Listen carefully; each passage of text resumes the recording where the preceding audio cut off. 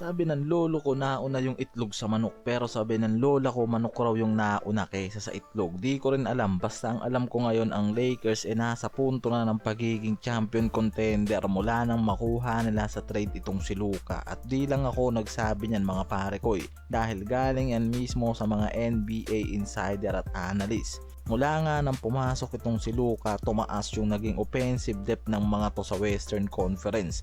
Even na nag-struggle pa sila sa mga unang game nila kasama itong si Luka, natawid nila yan sa mas maganda pang stat line ngayon. Sa ngayon, nasa pang-apat na spot sila sa Western Conference. 2 winning games lang mga pare ko yung lamang sa kanila nitong Grizzlies sa pangalawang seed. At Denver naman na nasa sitio 3. Ang Lakers ngayon mayroong 4 win streak since nang matrade itong si Luka at meron silang 632 winning percentage. Pero even na nasa magandang run na yung mga to, sinasabi pa rin ni JJ Redick na handa pa rin silang kumuha ng isang capable center na mauugnay nila sa kanilang roster at makombine dito sa dalawang superstar.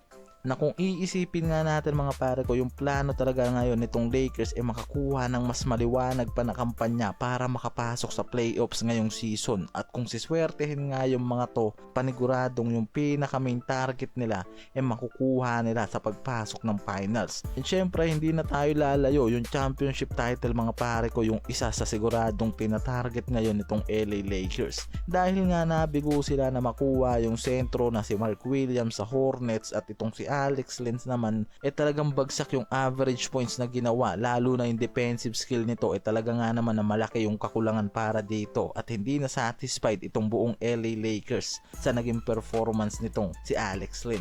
At may mga nare-report pa nga ngayon na mas balak pang bigyan ng mas maayos na playing time ng Lakers itong si Trey Hemison compared nga dito sa sentrong si Alex Len.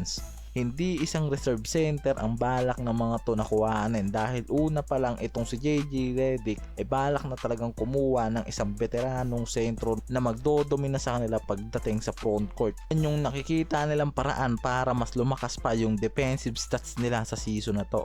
Dahil nga after na makuha nila itong si Luka nag-umpisa na rin mismo yung mga to na kumilos para nga kumuha ng isang matinding sentro. Dahil yan na nga lang daw yung kulang nitong LA Lakers pagdating sa kanila lang roster, and so far mga pare ko wala pa rin silang nakukuha na bagay dito sa kombinasyon para kay Luka at LBJ.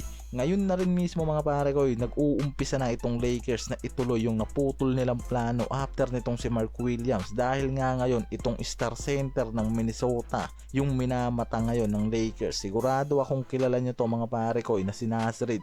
Ito yung sentro na nalilink ngayon dito sa LA Lakers, isa sa pinakamahusay na 6-man nitong Minnesota at ayon na rin mismo sa mga NBA insider na hindi ito rumors mga pare ko dahil ngayon sinusubukan na nga daw nitong Lakers na makuha itong si Naz Reid na meron ngayong 41 million contract sa team.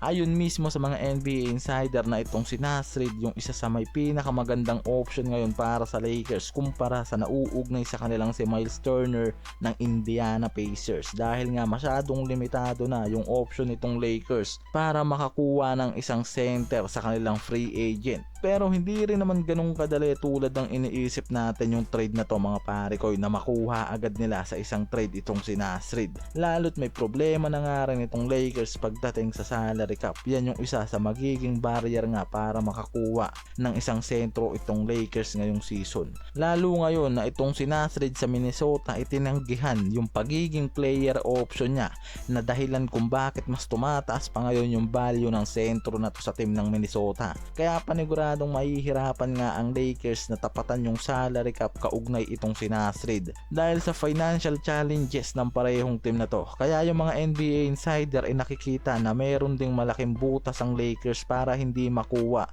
itong star center na si Naz Reid sa Minnesota. Pero ayoko namang paasahin kayo mga LA Lakers fans na kung sakali nga may posibilidad pa rin na habulin ng Lakers itong si Reid sa pagpasok ng off-season.